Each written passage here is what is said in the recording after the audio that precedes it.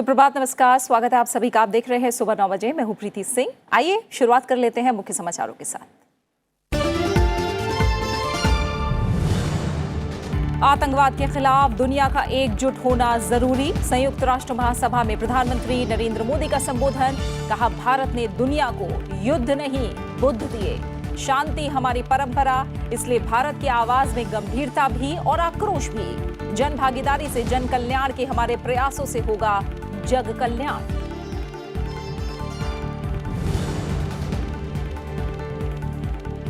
संयुक्त राष्ट्र महासभा में भारत ने जीता दुनिया का विश्वास। हफ्ते भर की सफल अमेरिका यात्रा के बाद प्रधानमंत्री नरेंद्र मोदी स्वदेश रवाना। कहा, भारत के प्रति सब में आशावादी उत्साह।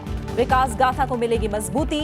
शानदार स्वागत के लिए अमेरिकी जनता और राष्ट्रपति ट्रंप को कहा शुक्रिया। हाउडी मोदी कार्यक्रम को बताया बेहद खास।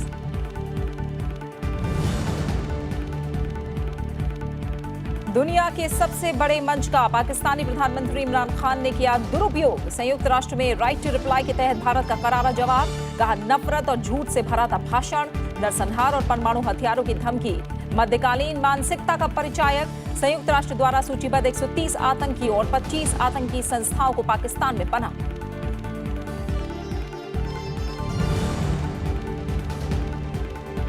नौसेना की ताकत में बढ़ोतरी। रडार से बच निकलने की क्षमता वाली पनडुब्बी खंडेरी बेड़े में शामिल। मुंबई में रक्षा मंत्री राजनाथ सिंह P-17 शिवालिक क्लास युद्धपोत और एयरक्राफ्ट कैरियर ड्राई डॉक का भी थोड़ी देर में करेंगे शुभारंभ।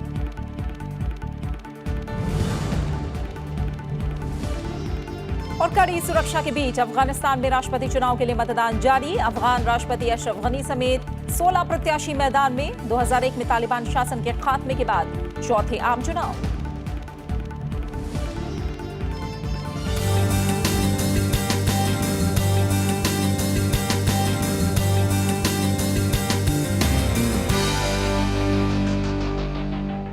प्रधानमंत्री नरेंद्र मोदी ने विश्व के नेताओं से मानवता की खातिर आतंकवाद के खिलाफ एकजुट होने को कहा है।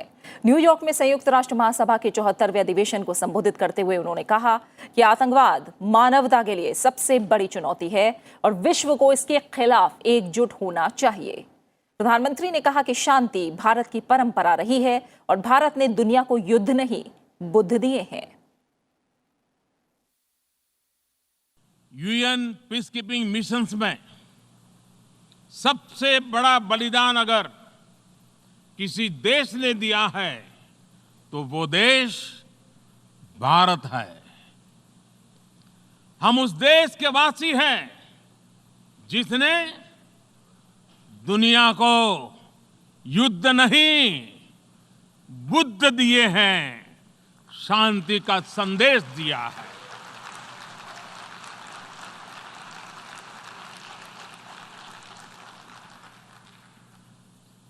और इसलिए हमारी आवाज में आतंक के खिलाफ दुनिया को सतर्क करने की गंभीरता भी है और आक्रोश भी।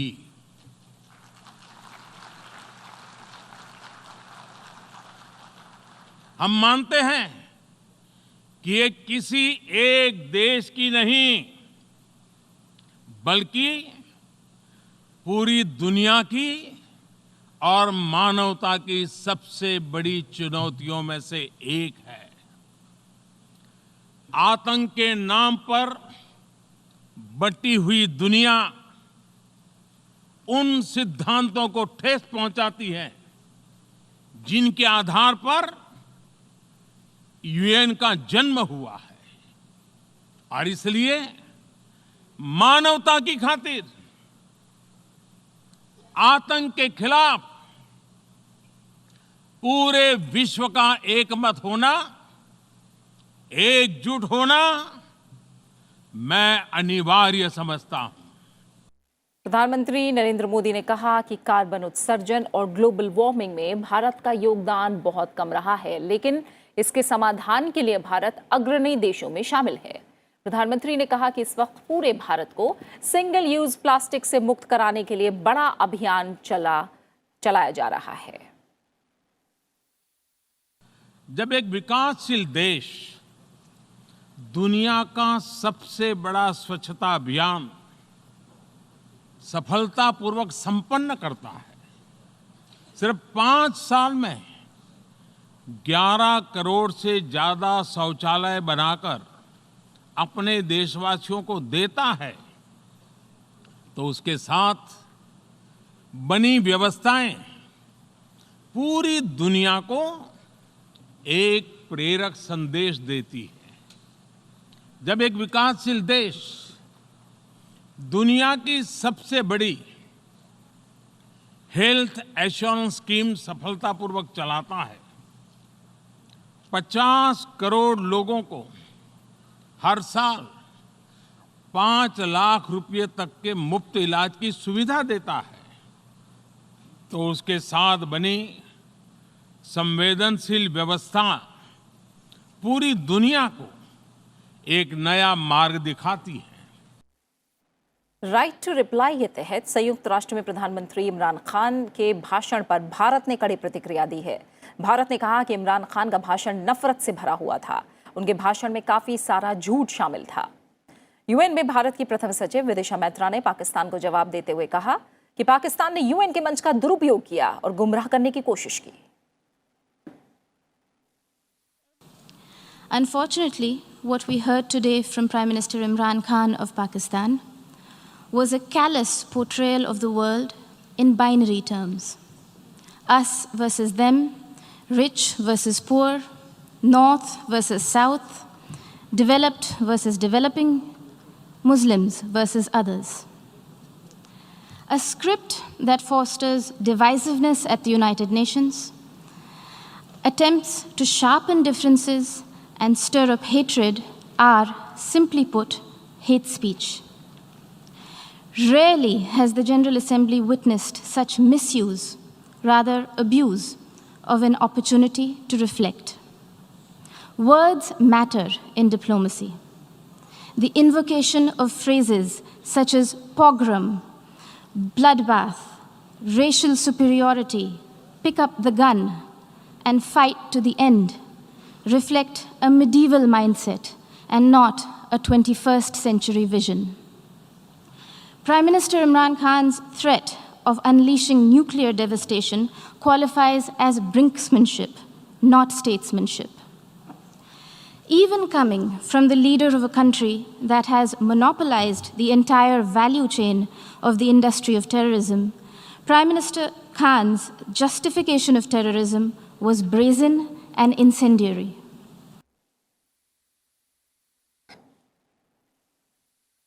विदिशा मैत्री ने सवाल उठाते हुए कहा कि क्या पाकिस्तान इस बात को स्वीकार करेगा कि वो दुनिया की एकमात्र सरकार है जो संयुक्त राष्ट्र द्वारा घोषित आतंकी को पेंशन देता है।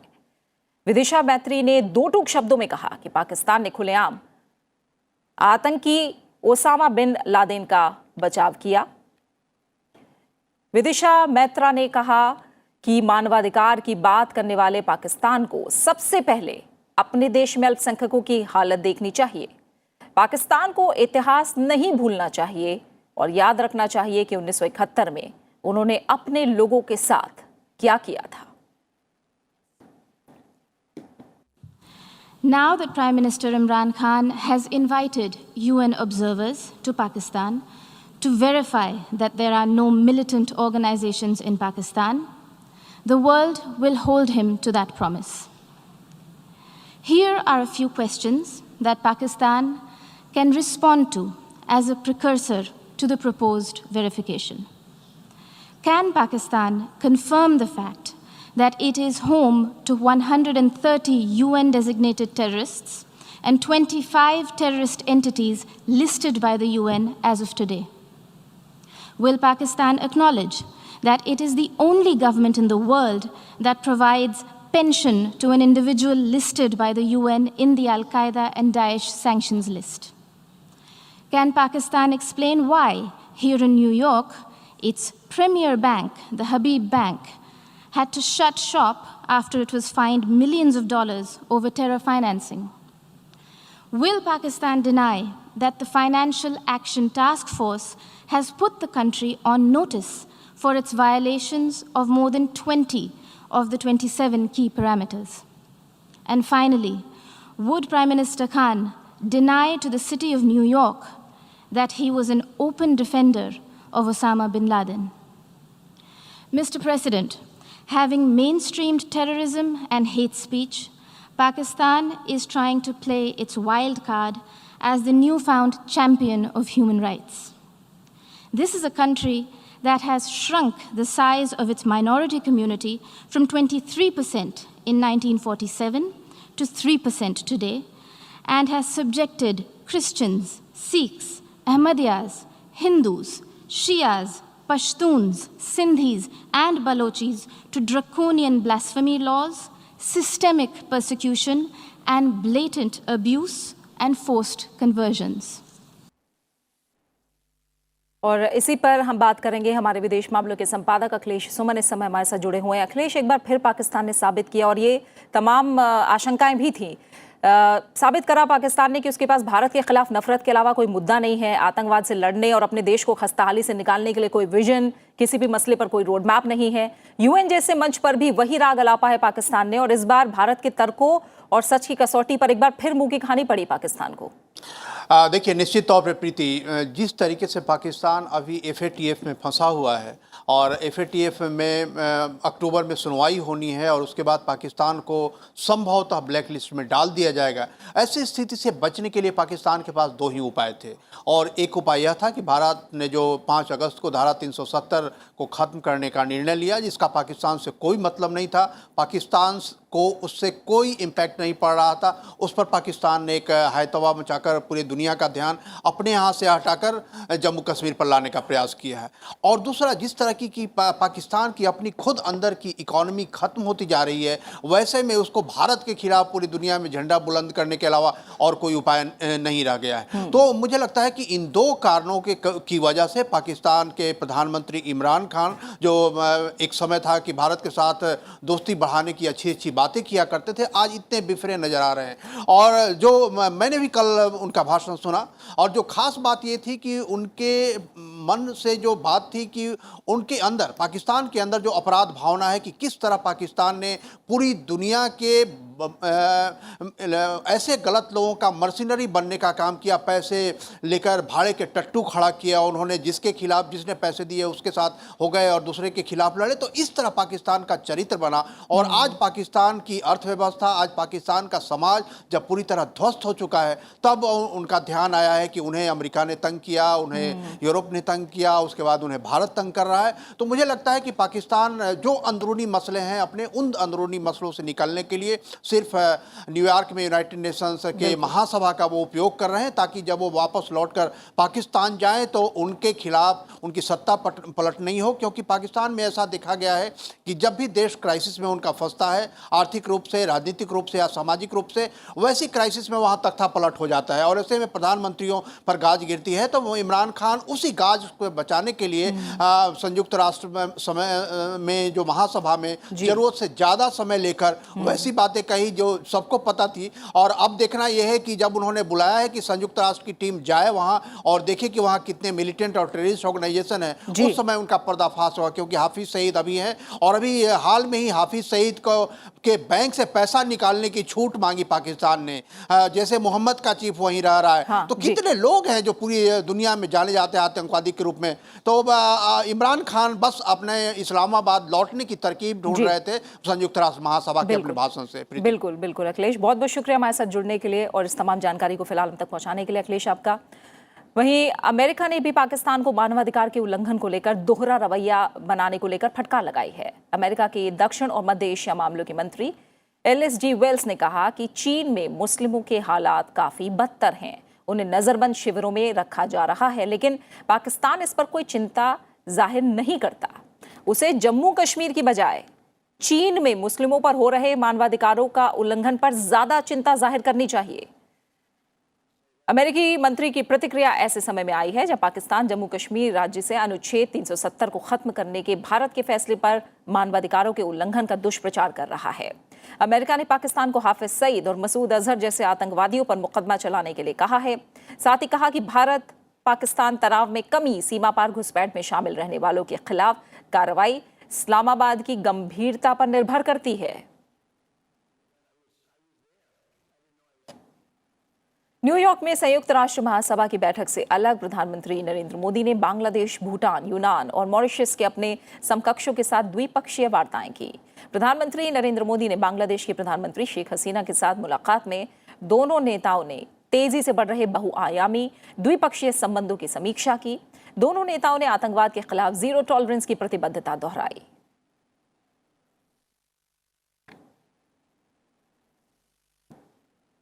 प्रधानमंत्री नरेंद्र मोदी ने अपने यूनानी समकक्ष क्यारिकोस मित्सोताकिस से भी मुलाकात की। दोनों नेताओं ने भारत यूनान संबंधों की समीक्षा की और राजनीतिक, आर्थिक और लोगों के बीच संपर्क बढ़ाने के कदमों पर चर्चा की।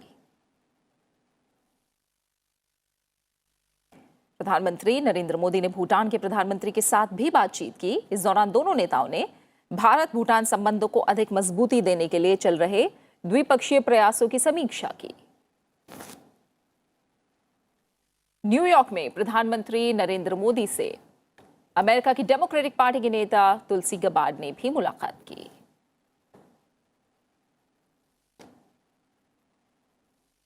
प्रधानमंत्री नरेंद्र मोदी अमेरिका से रवाना हो चुके हैं और वो आज रात करीब 8 बजे भारत पहुंचेंगे।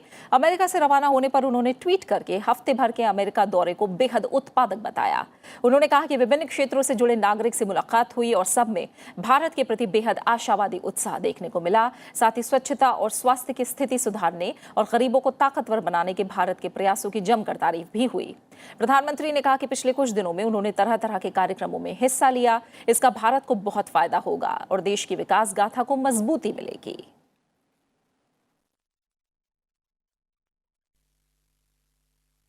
प्रधानमंत्री ने कहा कि इस दौरे का मकसद भारत में और ज्यादा निवेश लाना और भारत में जारी सुधारों से दुनिया को परिचित करवाना भी था। प्रधानमंत्री ने अमेरिका में उनके शानदार स्वागत के लिए वहां के नागरिकों और राष्ट्रपति डोनाल्ड ट्रंप को धन्यवाद दिया। प्रधानमंत्री ने ह्यूस्टन में आयोजित हाउडी मोदी मेगा रैली को कभी न भूलने वाला कार्यक्रम करार दिया। उन्होंने कहा कि सामुदायिक जुड़ाव भारत अमेरिका रिश्तों के दिल में है।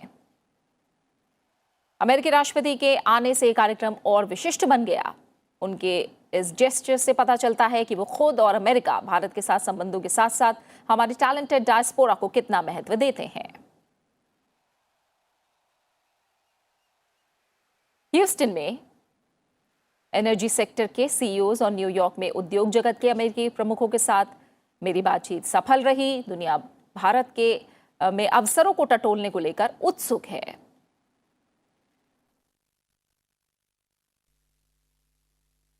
प्रधानमंत्री ने यूएन में गांधी जी की 150वीं जयंती मनाने पर भी खुशी जाहिर की। उन्होंने कहा कि भारत को बापू की जयंती पर विशेष समारोह आयोजित करने का गौरव प्राप्त हुआ। प्रधानमंत्री ने कहा कि उन्होंने यूएन में भारत के विकास कार्यक्रमों और इसके परिणाम स्वरूप देश की बदलती तस्वीर का भी जिक्र किया। उन्होंने कहा कि भारत दुनिया को शांति, समृद्धि और भाईचारे की दिशा में हर संभव प्रयास करता रहेगा।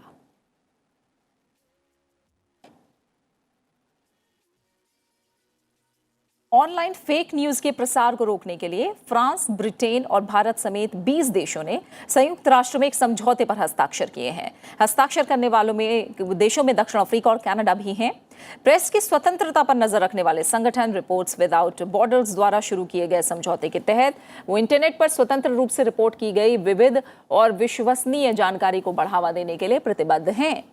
फ्रांस के विदेश मंत्री ज़ायवेस ले ड्रियन ने कहा कि ऑनलाइन समाचारों के उभार ने सूचनाओं के संसार की दुनिया बदल दी है और ये धीरे धीरे बढ़ता जा रहा है। इस वजह से कई खतरे भी पैदा हो गए हैं। बात कुछ और अहम खबरों की। रक्षा मंत्री राजनाथ सिंह आज मुंबई दौरे पर हैं। रक्षा मंत्री राजनाथ सिंह ने आईएनएस खंडेरी पनडुब्बी को नौसेना को सौंपा है। आईएनएस खंडेरी जंग के दौरान पानी में दुश्मन पर सबसे पहले प्रहार करने वाली कलवरी श्रेणी की दूसरी डीजल इलेक्ट्रिक पनडुब्बी है। मुंबई के तट पर रहकर 300 किलोमीटर दूर स्थित दुश्मन के जहाज को नष्ट करने की क्षमता रखने वाली पनडुब्बी के नौसेना में शामिल होने से सागर में नौसेना की ताकत और बढ़ गई है। आईएनएस खंडेरी पनडुब्बी को नौसेना को सौंपने के बाद रक्षा मंत्री राजनाथ सिंह ने कहा कि पाकिस्तान को यह समझना चाहिए कि आज हमारी सरकार के मजबूत संकल्प और आईएनएस खंडेरी जैसी एडिशन से नेवी की क्षमता में वृद्धि के बाद हम उसे पहले से बहुत बड़ा झटका देने में सक्षम हैं। रक्षा मंत्री राजनाथ सिंह P-17 शिवालिक क्लास युद्धपोत और एयरक्राफ्ट कैरियर ड्राई डॉक का भी शुभारंभ करेंगे।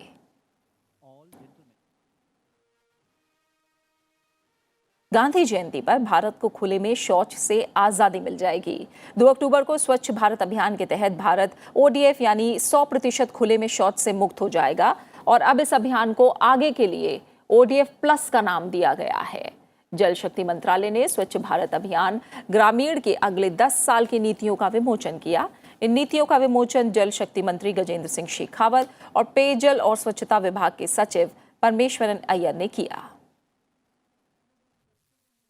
शौचालय के निर्माण से किस तरह से एक रिस्पॉन्सिबल लीडरशिप समाज में खड़ी की जा सकती है, ये अपने आप में एक नायाब तरीका, जिस तरह से समाज के हर स्टेक होल्डर ने साथ में बढ़कर के अपनी जिम्मेदारी को निभाया। और माननीय प्रधानमंत्री जी ने एक दूसरा अध्याय, इसका दूसरा पन्ना पलट के हमारे सामने रखा कि ये अंत नहीं है, ये शुरुआत है और इसके बाद में इसकी सस्टेनेबिलिटी बनी रहे और इसके आगे हम देश को सुंदर स्वच्छ देश किस तरह से बना सकते हैं, इस दृष्टिकोण से उन्होंने ODF प्लस की अवधारणा और आने वाले 10 साल का विजन हम सबको प्रदान किया। We will move forward on the ODF plus journey. But in the ODF plus journey, as the presentation indicated, the first step is sustaining ODF. We call it ODF-S. So this 10-year strategy will come back to ODF in terms of sustaining all the gains of open defecation. So it is extremely important. We do not want any slip backs which were there in earlier programs. The capacity building, all the training, the communication, the institutions at district and state level, they all need to continue. संसद भवन के बाल योगी सभागार में 15वीं राष्ट्रीय युवा संसद प्रतियोगिता के पुरस्कार वितरण समारोह का आयोजन किया गया। कार्यक्रम में मॉक पार्लियामेंट का भी आयोजन किया गया। ये तस्वीरें हैं पंजाब केंद्रीय विश्वविद्यालय भटिंडा के युवा सांसदों की। इन छात्रों ने शुक्रवार को संसद भवन के बाल योगी सभागार में संसदीय प्रक्रिया में हिस्सा लिया। इस दौरान छात्रों ने संसदीय ज्ञान कौशल का प्रदर्शन किया। कार्यक्रम में राज्यसभा के महासचिव देश दीपक वर्मा भी शामिल हुए। उन्होंने छात्रों का मनोबल बढ़ाया। देश दीपक वर्मा ने कहा कि युवा संसद प्रतियोगिता के जरिए युवाओं को संसदीय प्रक्रिया से बेहतर ढंग से रूबरू होने का मौका मिलता है। Must congratulate them for a very impeccable performance, both from speakers and right up to the marshals, and everybody was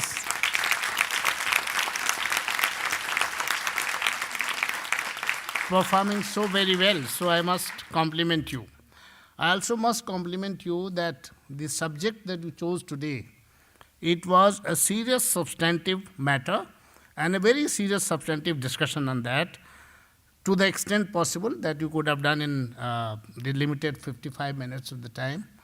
And the text or the speech that was given by the ruling party of the Youth Parliament and the opposition of the Youth Parliament, they have captured the essence of the bills that they were discussing. युवा संसद प्रतियोगिता में संसदीय कार्य राज्य मंत्री अर्जुन राम मेघवाल ने बतौर मुख्य अतिथि शिरकत की। उन्होंने कहा कि इस तरह के संसदीय क्रियाकलापों से छात्रों में वाद विवाद की क्षमता विकसित होती है। इस दौरान संसदीय कार्य मंत्री ने लोगों को स्वच्छता की शपथ भी दिलाई। ये 42 विश्वविद्यालय और कॉलेजेस इस प्रतियोगिता में भाग लिए। ये 15वीं राष्ट्रीय युवा संसद रही और इस मौके पर जो बठिंडा विश्वविद्यालय के जो लोग आए, पंजाब सेंट्रल यूनिवर्सिटी से संबंधित, बठिंडा मेरे से थोड़ा नज़दीक ही है बीकानेर से, इसलिए मेरा लगाव भी हो गया आपसे एक,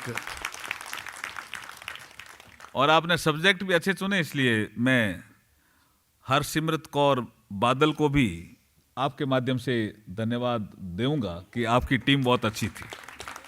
युवा संसद प्रतियोगिता का मकसद युवा वर्ग में स्व अनुशासन, अलग अलग विचारों का सम्मान, अपनी बातों को प्रभावी ढंग से पेश करने और लोकतांत्रिक जीवन शैली के अनुरूप सद्गुणों को आत्मसात करना है। मोहम्मद फातेह टीपू, राज्यसभा टीवी। जम्मू कश्मीर में तेजी से हालात सामान्य होने के बाद सरकार ने 15 अक्टूबर से NIT श्रीनगर फिर से खोलने का ऐलान किया है। उच्च शिक्षा सचिव R सुब्रमण्यम ने कल देर शाम NIT श्रीनगर को दोबारा खोलने की जानकारी दी। जम्मू कश्मीर से अनुच्छेद 370 हटने से पहले ही 3 अगस्त को NIT कैंपस को बंद कर दिया गया था। अहम अंतर्राष्ट्रीय खबर अफगानिस्तान से, जहां आज राष्ट्रपति चुनाव के लिए मतदान जारी है। 2001 में तालिबान के खात्मे के बाद देश के ये चौथे आम चुनाव हैं। इस बार 96 लाख लोग अपने मताधिकार का इस्तेमाल करेंगे। मतदान के लिए सुरक्षा के पुख्ता इंतजाम किए गए हैं। करीब 72,000 सुरक्षाकर्मी तैनात किए गए हैं, जिनमें 9,900 महिलाएं हैं। 33 राज्यों में 5,373 पोलिंग केंद्र बनाए गए हैं, जबकि 1,10,000 चुनाव कर्मी वोटिंग के लिए तैनात किए गए हैं। राष्ट्रपति पद के लिए 5 साल के कार्यकाल के लिए कुल 16 उम्मीदवार चुनावी मैदान में हैं और उम्मीदवारों में अशरफ गनी और अब्दुल्ला भी शामिल हैं। बात खास शख्सियत की, शहीद आजम भगत सिंह की आज जयंती है। भगत सिंह का जन्म आज ही के दिन 1907 को पंजाब के लालपुर में हुआ था। महज 14 साल की उम्र में भगत सिंह पंजाब की क्रांतिकारी संस्थाओं में शामिल हो गए।